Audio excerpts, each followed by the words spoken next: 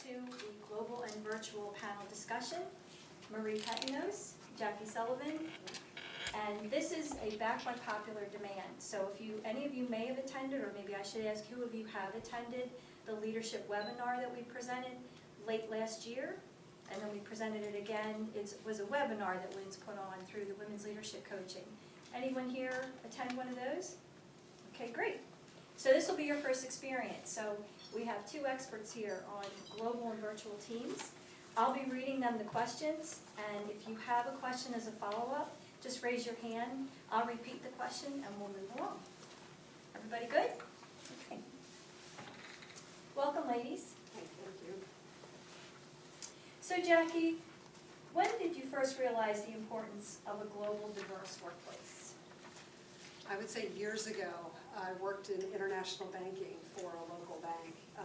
Well, it was a local bank until they bought everything up and then it wasn't local anymore.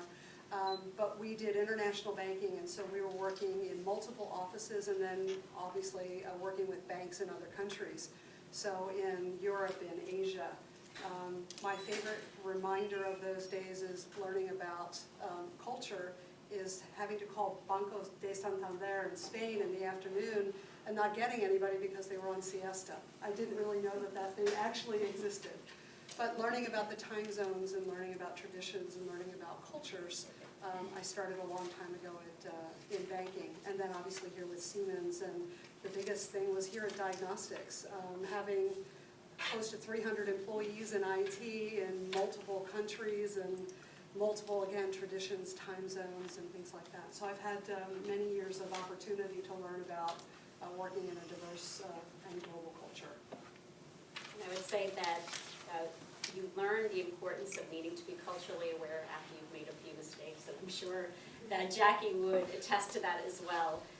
I grew up in an environment in New York, in the Bronx, where everybody was first generation Irish, German, or Italian, and I felt like I was pretty aware of a lot of cultures. I moved to Ireland, I moved to England, and again, I felt like I fit in and I understood the culture, but my first work assignment was in Japan. And I landed in Tokyo Airport with a little slip of paper with the address of where I was going. Nothing else, but I thought, I'm a worldly woman, I can manage this. And I showed up at the apartment where I was supposed to go, thank God. The taxi driver got me there. And somebody was there to greet me, and I walked into this apartment with my shoes on. And the poor woman who was helping me out was the administrative assistant to the president of the company. I was staying in his apartment. I did not know that at the time. And she really did not speak English very well, and she was kind of freaking out because I was being very disrespectful to their customs of taking shoes off. And she was thinking, what will the president say of me walking around with my shoes? And I continued to make many mistakes during my time working in Japan, and I realized that what I was doing was being disrespectful. So it was not fair that my ignorance made, myself be disrespectful to others, and I think, that is one of the reasons you learn the importance as you go along, and I have many other examples. But it started making me realize you need to take the time to learn about the culture. Talk a little bit about that. Great, thank you very much. And Jackie, back to you. What have you learned as a result of the experience? Okay, this is only an hour session, so I can't tell you all the mistakes I made. What I learned is that the world is bigger than my backyard. You always, or at least I did, I thought locally. Even though I had the experience that I had, we created a phrase called the not invented here syndrome years ago. I'm sure that many folks have heard that. And what I learned was it really isn't invented here, and yet we try and make sure that all the decisions are in our headquarters or in our local world. And I learned that by just asking some questions, you'll get a lot better ideas than just your own. Or you can build on the ones that you start with. So what I learned by working with all of these different people in all these countries is to listen and to ask. I was in the other side of that when we were acquired by Siemens, that everything happened or seemed to happen in Erlangen, in headquarters. And you feel frustrated by it, but we've been in business for so long, and we have great ideas, and we've done great things to get us to this point. Will someone listen? And years later, when you're the big Siemens and you're acquiring someone else, you get some reminders of that. So the biggest thing for me that I learned is to ask questions, have people tell you a little bit about what they think. And then from a culture perspective, I was telling Marie when we were preparing for this, we started our staff meetings when we first came together and had folks from Japan, from China, from Germany, from the UK, and from the US. And we asked everyone to start with something about their world, where they lived. So Sasha Sander would tell us a little bit about Tokyo. And the pictures, it wasn't so foreign anymore. And Kemble Kai around China and his little daughter, who he still sends me pictures today of how she's growing up and how she's doing. So asking people to tell you a little bit about their world and their traditions sort of shrinks the world. It's not quite so big anymore. And it allows you to transcend your differences and build relationships and gain an understanding. So quite fortunate for those opportunities to learn. And that's the big thing, learn by listening and asking. Could I cut in and ask a question about that? Was that meeting around the table in person, or was that through a live meeting scenario? That very first time when we came together, we were face-to-face. Everyone traveled into Erlangen to have that meeting, which I think is really important. It's not always possible, but if you're starting a project, if you're starting a new organization, the face-to-face to get that body language, that eye contact, that connection with people is key. After that, since we can't afford to fly everybody in, we do them live meeting or via something called Tandberg, the big video conferencing equipment that we have. Right? Yeah, years ago, I think when we started, or when I started my career, which is many years ago, actually you did meet face-to-face because we didn't have live meeting. We didn't even do conference calls because it was at least $1 a minute for international calls. So sometimes they'd send a single person or two over to another country to gather requirements for 4 to 6 weeks and, you know, bring it back to the rest of your team, and then you had to explain the requirements. But I think that people weren't really culturally aware. They were just gathering the requirements and not really understanding more about the culture. We didn't focus on that as a company. And when I think about some of my learnings, one of the things that I like to say is that, you know, and I'm going to talk a lot about this, you have to start from a position of respect. And just as every day you like to feel like people are respecting you, I think it's really important. You don't have to learn the language, but you need to understand the culture so that you don't, you know, cause any disrespect to people. But it's nice to know how to say hello and a thank you in that language. And I know how to say that in many languages because that's really important. If you show the effort, people go out of their way then to help you. The other thing I've learned over all these years, as many things has changed, and we'll talk a little bit about that later too, is that you need to look at people through a multidimensional lens. So it's just not about the fact that they might be Japanese or Indian or German, but you need to look at their roles. You know, stereotypically, one might say, you know, people in finance like data. If somebody's maybe in a strategic position, they like to speak at the 100,000-foot level. I have to say, 30 years ago, I didn't even know what a 100,000-foot level meant.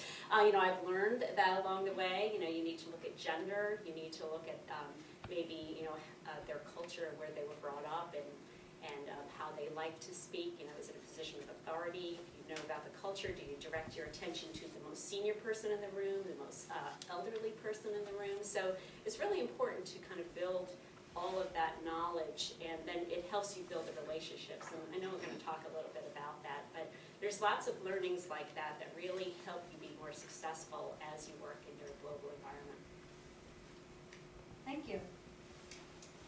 So Marie, in what ways has the workplace changed, and what are some differences we need to be prepared to deal with? Okay, so I have been in business a long time, and I think the first thing is, you know, technology has changed. We've gone from putting on a piece of paper, here's the available times I have to meet with you, and having that paper sent around to all the attendees to check off when they can meet, and the meeting would be in about 3 weeks, to having the luxury of online calendaring and having tools, online collaboration, whether it's live meeting, GoToMeetings, but where you can share your desktop, share a presentation, especially even for those people who haven't been there, to be able to engage people who are unable to attend a meeting in person, and there's a lot of tools to help you effectively engage people who are remotely. But also the workplace is now filled with people of 4 generations. And I think that all of us need to learn about how to effectively work across generations too. Those who've been in business for a long time probably feel like they have the years of experience and they know how to approach things. But folks coming in, the younger generation are coming in with having been brought up with newer technologies, newer collaboration tools and experiences, and that's how they learn. And I think that there's a nice synergy there, and there's a lot of folks in between. But there's a good sharing of this. So the world has changed, the demographics of the workplace has changed, the technologies are there that make it available, and the fact that we work for a global company and allow our employees to work remote, whether they're global or not, all of that has contributed to the need for us to be more aware of how we work with our global colleagues, whether they're in the country, outside the country, or whether we need to be better at working with our employees in a virtual environment. And again, that's multidimensional, but there's really some good skills that you can hone in on that will make you a better team leader, a better team member, and also just help you be more successful in your job. Jackie? Yeah, one of the things that Marie said a little bit earlier was about learning the language a little bit, just to build on that. My father used to say to me, "You don't speak German. How do you handle going to a different country and not know the language?" And I learned things like please and thank you and ein Pils bitte, which means a beer, which is very important when you're traveling. The other thing that I learned is that we talked about the world shrinking. The technology, to Marie's point, has done that by allowing us to seek input from people everywhere.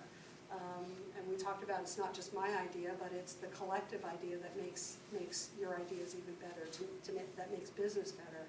So asking folks for their ideas. The other thing is on the generations. I had to ask the other day exactly what generation am I now? I'm not Generation X or Y. I'm a baby boomer. But there are differences, and the energy and expectations of some of the younger generations are things that we have to learn to manage. The old ways that I used to manage don't necessarily work for an entire organization anymore. So again, it's about knowing your folks and asking them what they want in terms of communication, what works best for them, because it's not necessarily about what works best for me. My message doesn't get out there or doesn't get heard if I'm not crossing those expectations that folks have. So again, it's about understanding the groups that you work with, reaching out to them and asking them what it is that makes them most comfortable and how do they like to learn, how do they like to engage, and that way you have a better chance of being successful. Thank you. Marie, what are some of the critical skills that everyone needs to be productive and effective in the virtual workforce? This is actually one of my favorites. Well, I think all of you probably have had an instance where you were the person on the other end of the phone, that you were unable to attend a meeting, to be in the conference room, and you felt like a second-class citizen. So I think that one of the most important things, whether you're the meeting facilitator or a member of the group, that you take responsibility to engage everybody in the room and everybody on the phone and treat them like they're in the room. So communication skills are really important. And what I mean by that is, especially if you compound that with a global environment, be aware of time zone sensitivity. So as an example, we often have people say, okay, well, schedule the next meeting at lunchtime because that's the easiest time to get people together. Well, easy for whom? Possibly the person saying that, but you might be dealing with somebody who that might be 7 p.m. at night, or it might be 6 in the morning if they're working, out on the West Coast or, in Hawaii, and our Hawaii customers.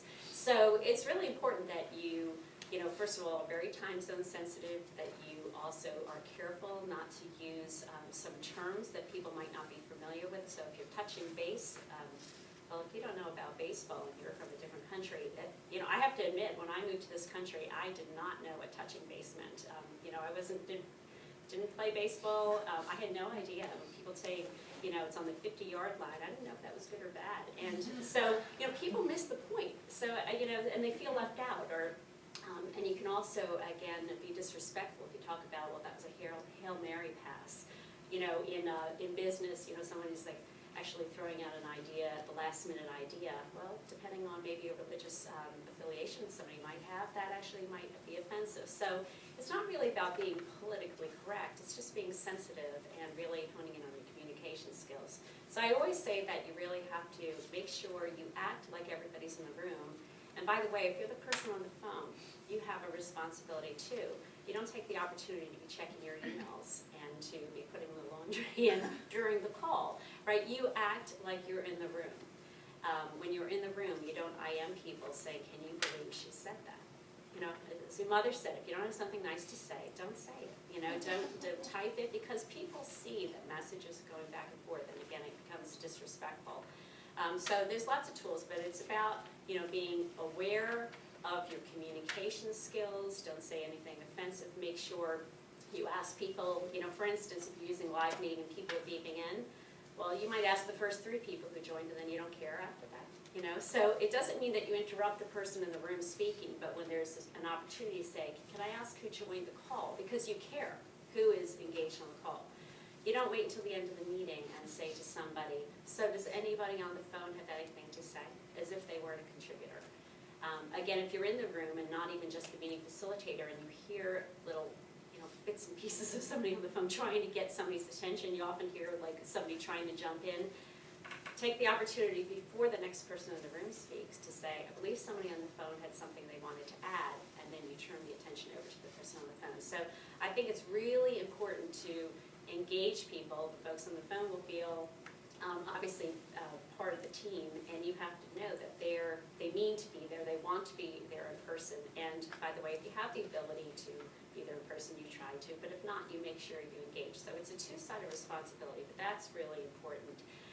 And again, I'm going to step back that if you add that global concept to it, the global awareness, all the things that Jackie said, you know, take the time, you know, to understand, are you with a culture who don't talk over other people? So some of us like to, you're ready to jump in as the person's finishing the sentence because you have something to say. There are other cultures that they wait, they take a breath, and they make sure you're done your point before they jump in. Well, they might miss the opportunity. So if you're aware of that cultural aspect, you know, you make sure that you give that person an opportunity to speak.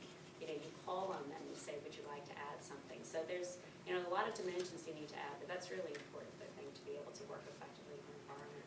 Yeah, I would agree with all of that.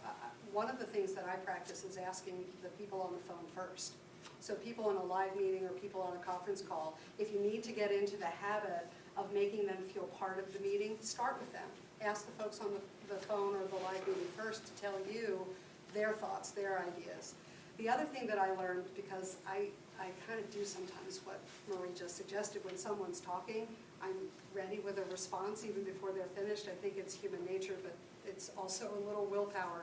One of the things I learned from dealing with our colleagues in Germany so much is that they're translating, and this is true for anyone who doesn't speak English, they're translating in their head from German, from Chinese, from Japanese to English, and their pause may not mean they're finished. Their pause may mean they're thinking through what they want to say next. So you have to be really careful about not stepping on their thought. You don't even know that there's more coming. So it's one of those trial and error things. But if you notice, folks that speak a different language from you, they may sometimes be translating. So give them a moment to get the rest of their thought out. So starting with the folks on the phone, that's a good habit to get into, and folks who are not of your native tongue, give them a second or two to finish their thought and do that translation in their head. We're very blessed that so many people conduct business in English. And I believe that wholeheartedly. I'm blessed wherever I go, I can feel comfortable that at least the business is conducted in a language that I know.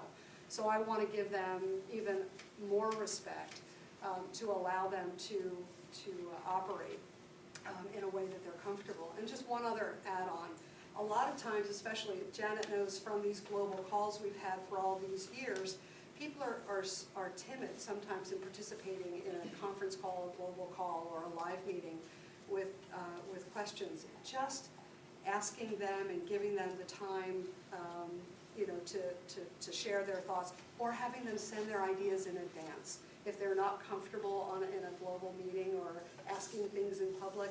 Allowing folks to do that kind of thing in advance will sometimes get you more questions, more ideas, more engagement, and they'll feel more part of the whole session. So those are things that I've tried to do, or I've learned.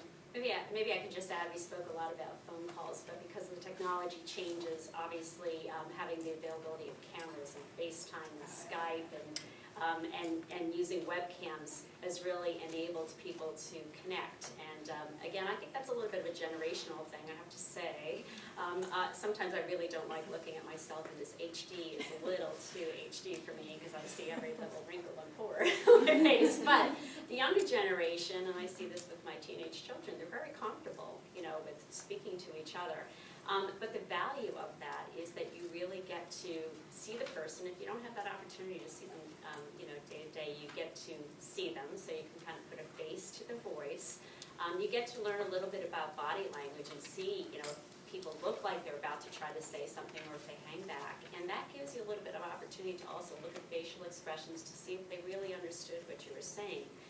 So some people are uncomfortable with it, but I would say that Jackie and I really feel strongly that it's really important up front in a relationship to try to get the face time. As Jackie said, if there's any opportunity from a business perspective to see each other, meet each other face to face, that's wonderful. And if not, to take advantage of the fact that there are webcams and video conferencing capabilities where you can see a person and can engage. And I have to tell you, actually, if you're in a room with a camera on, either a 360 camera or you have your webcam, you are more engaged than if you're just on a conference call and you're thinking about maybe checking your email, because you can see that you're involved.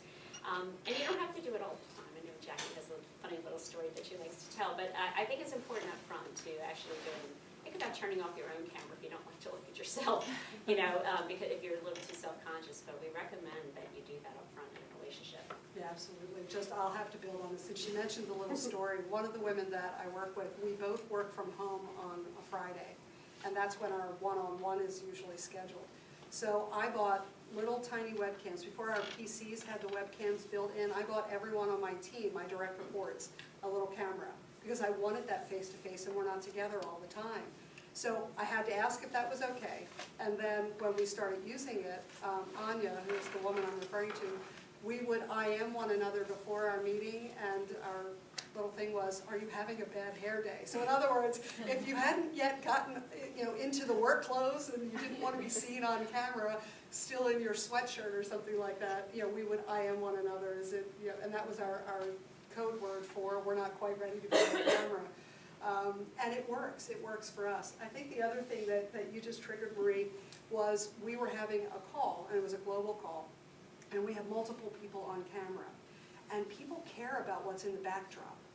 People are looking not only at you and your face and what you have on, they're also looking at what's hanging on the wall behind you. How do I know this? Because one of my direct reports had a picture a friend painted for her that was, I think, a takeoff of Degas or something like that. I can't remember who the takeoff was. But it looked like the person was semi-clad or semi-nude, however you want to. The way that it looked that way. So people were a little uncomfortable, and they started asking, what is that? And then Anya very quickly said, I gave up her name. Very quickly she sent out an email saying what it was and that a dear friend painted that for her and what artist it was a knockoff of. So people are looking. For me, I'm a baseball fanatic, so I have behind my desk a bunch of signed autograph pictures and balls and things like that I've collected over the years. And I asked, after we had that particular situation, is this okay? Or is that offending anybody or bothering anybody or whatever? But again, it's to be aware and to ask. And if you want to know if somebody's having a bad hair day, ask them. If they don't want to be on camera, that's good. Thank you. And if I can just add two comments that I've personally learned, or willpower. One is I have to slow my talk down because of the reason that are different people on the phone and they're trying to retranslate or reverse translate. And the other one is when you're asking everyone to put their phones on mute, and then you refer to, and I've learned a tip already, I'm usually saying, for the colleagues on the line, do you have questions? But now I know I need to work on that to make sure it's not just on the line. But when they're on mute and they forget to come off mute, there's a long silence, so you tend to move on. And then but thank you. Questions so far from the audience? Okay. Building relationships. Jackie, this is for you. In a global virtual workplace is uniquely challenging. What advice can you offer for doing this well? I think we've covered a lot of it. It's not really that hard. I think Marie hit it in the very beginning. It's about respecting the people and what they bring and their cultures and things like that. It's asking what's important to them. You can't just jump in feet first and start banging away at any tasks. I think it makes sense to always just check in and see how people are doing. That, is just what my mom taught me as well, is you start by building the relationship, by building the trust, by building the respect, finding out what makes people comfortable in a virtual organization, in a global organization. One of the other things is, from a calendar perspective, there's this respect that our colleagues from other countries have about not calling us too early. I had to tell people, I'm up at 5. It's okay. If you want to talk and you're 6 hours ahead or 9 hours ahead, call. It's okay. So I made myself available. I may not look good on camera, but I'll take that phone call. So let people know what works for you, just like you want to know what works for them. And that respect of different cultures about whether or not they'll cross that boundary, whether it's calling that early or calling that late at night.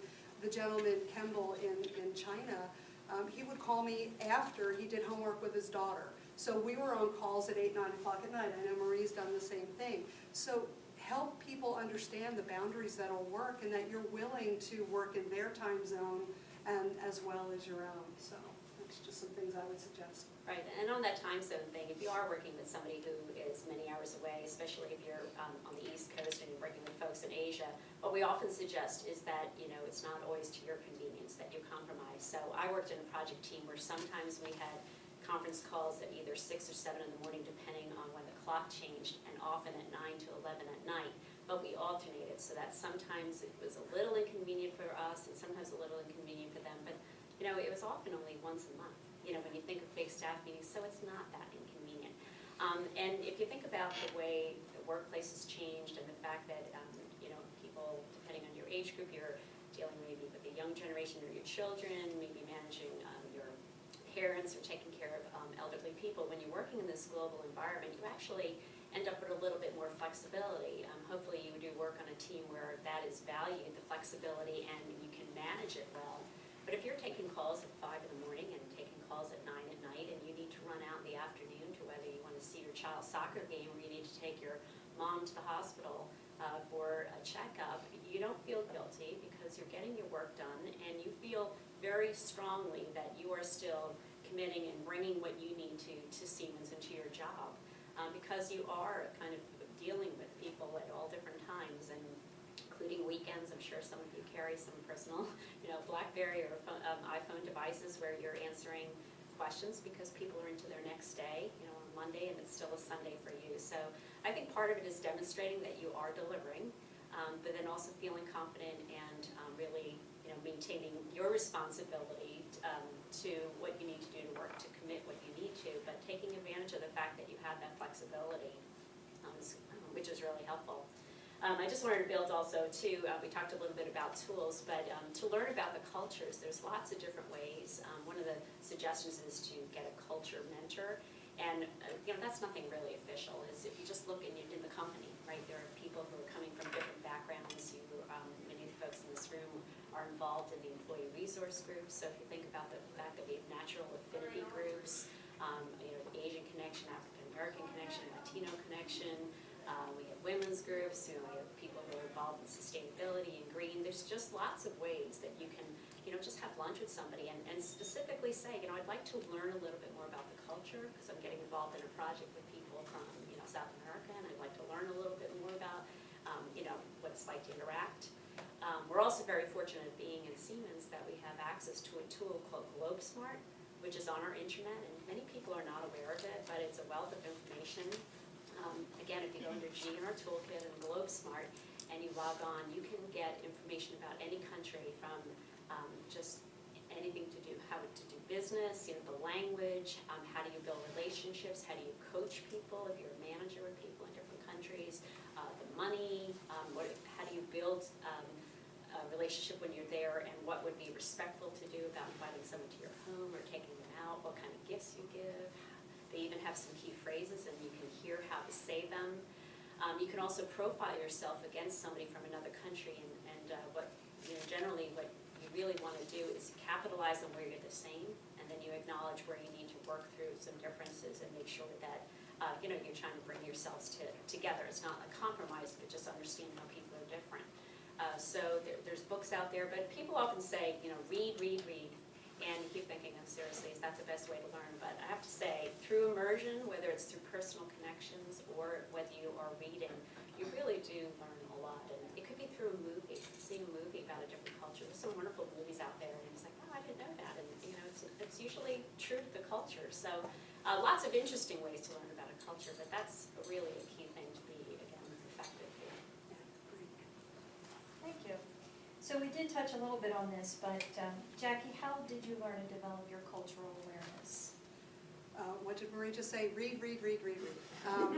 And actually, I will read some, but I'm a personal immersion type person. I want to talk to people about things, and I'm visually motivated as well. So that's why when I mentioned earlier, the presentations that folks did and the pictures that they showed of Tokyo and Japan and other places, that really helps me.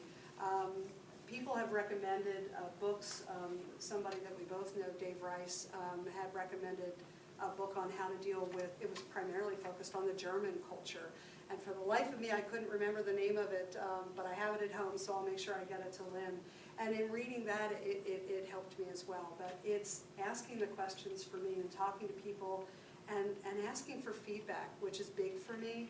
If I've done something, or I've asked something, or I've encroached on a thing that I wasn't supposed to, tell me. I would rather know.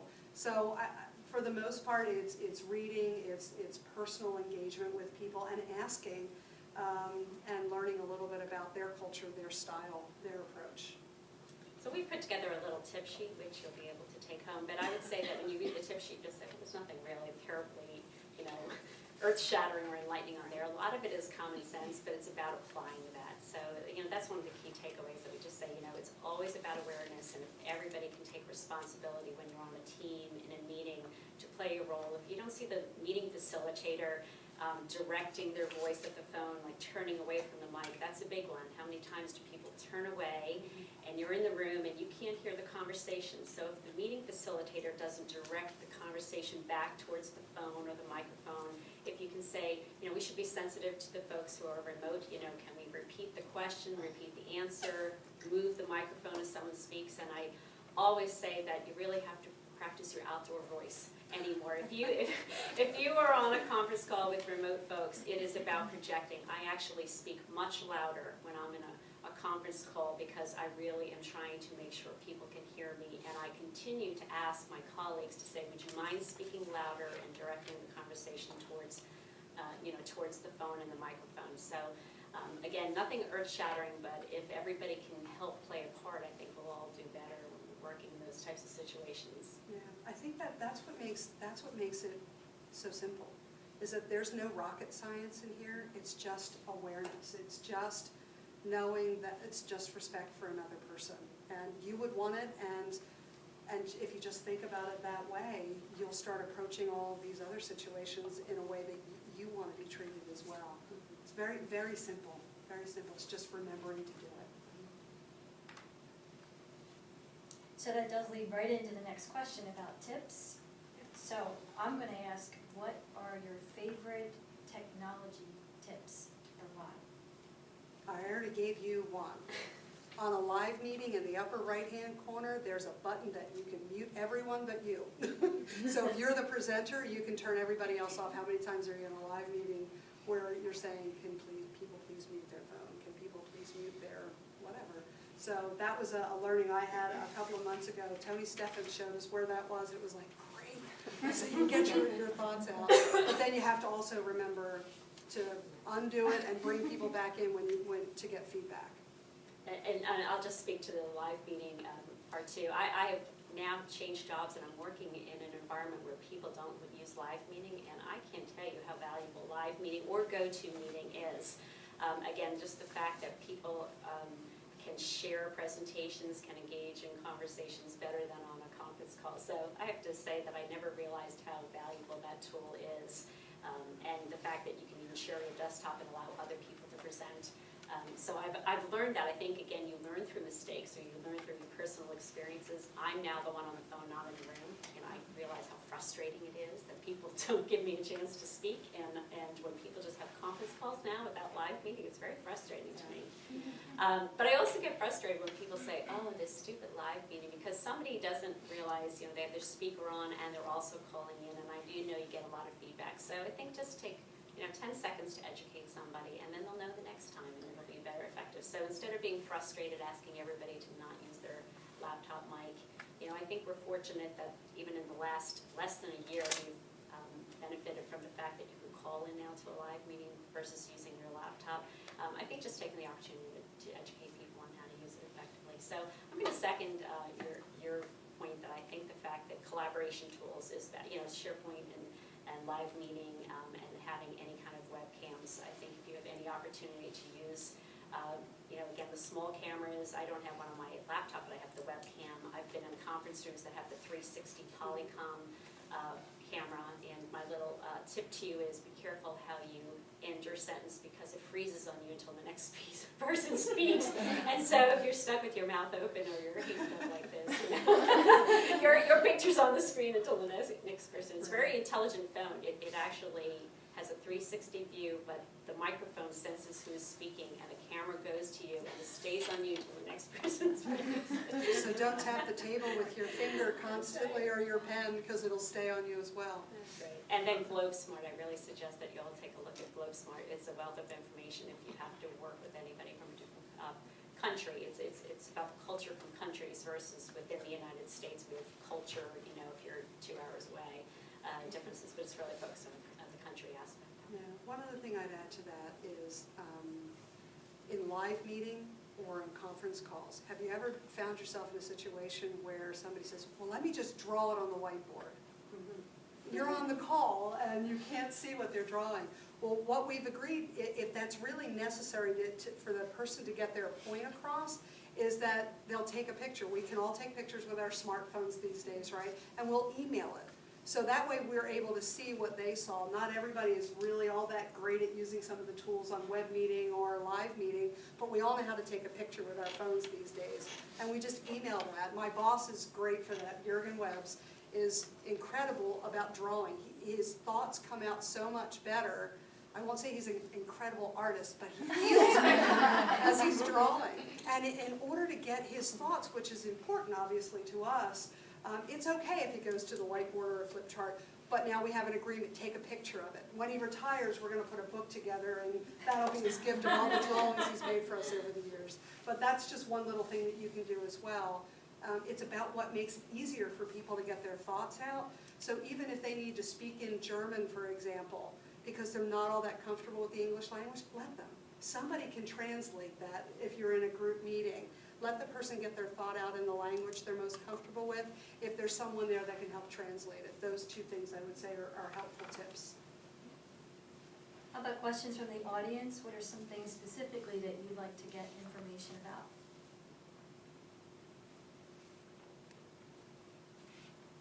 Is everyone on mute? I think we rambled on now. I actually have a question to you, and it's more of a, I guess, etiquette. What's the proper way of acknowledging, or perhaps not acknowledging, latecomers to a live meeting? So you hear the beeps coming in. I know, Marie, you mentioned pause to ask who's just joined the meeting, but as you're now 10, 15 minutes into your conversation, what do you suggest? Has that happened to other people? And it's all for business reasons that people are joining in late. So what's the best way to approach that? So one of the things I do, if I'm the facilitator, Again, I do, for the first few minutes, I ask if somebody has joined, if we're well into a conversation, if there's a natural pause. Later, I might say, I heard 2 beeps, and you announce who has joined the call. But often, I will just go up to the attendee list and pull it down. So everybody sees that I'm doing that, but I really, try to see who joined. And if I see the name versus a phone number, I don't bother asking. So I would just say that's one tip. You don't always have to interrupt. That if somebody else, for instance, is speaking, I just pull down the list, I see who has joined, and then if it's a phone number and I can't tell, then that's when I would do that. So, sometimes it's very disruptive. Again, I always like to say everybody takes responsibility, so I think if you were the latecomer, you look for that opportunity to say, I'm sorry I was late, this is Maria, I just joined the call.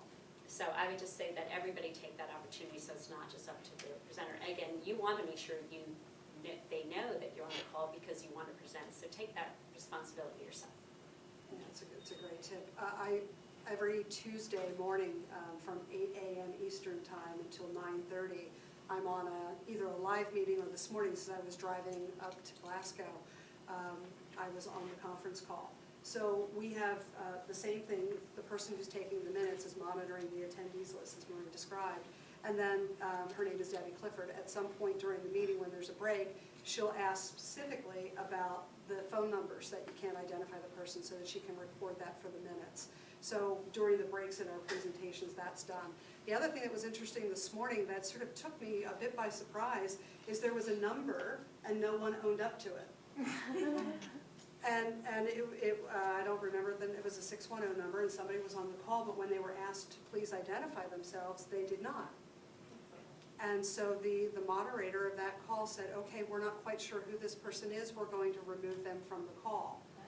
Which a lot of the things that we're talking about in some of these meetings are confidential, and in the conference calls you used to be able to lock that out.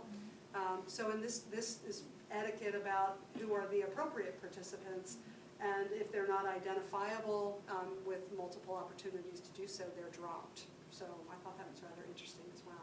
Yeah, I've had a similar situation. If it's a confidential call, and if you can't identify somebody, we actually ask everybody to get off the call, because everybody realizes that there's sensitive information being discussed, and then we log back on and you have to introduce yourself, so that's another way to do it. It's very likely that possibly that person's on the call and multitasking, doing something else, answering their cell phone, and it's unfortunate because maybe they needed to be on that call, but that's again your responsibility to be fully engaged. But there are times when it is appropriate to log off or to lock somebody out of the call. No questions from the audience? Okay, the last question I have is, what's different about managing and working with remote teams, not in your physical location or site? Marie? I think, again, years ago it was unusual for somebody to be able to have the opportunity to work at home. Usually it was because of an illness or something like that, that somebody was given a temporary opportunity to work from their house. But this has become more common. There's a lot of people who work out of their home office just because of the design of their job. And then, again, you add this global aspect. That's just what people do. So, as a manager, I would say that you need to treat everybody at the same level, same playing field, give everyone the opportunity. I think a long time ago, people, and maybe even today too, people who are remote felt like they weren't being given the same opportunities. They weren't being given the challenging projects. So as a manager, I think you have to ensure that you're being fair, that you're looking across your whole team and looking for the person who is at home also to give them as much of an opportunity to join in or to take leadership of a project as somebody who would be local to your team. Again, as a manager, you often might walk down the hallway, do a little chit chat, just ask how the weekend was.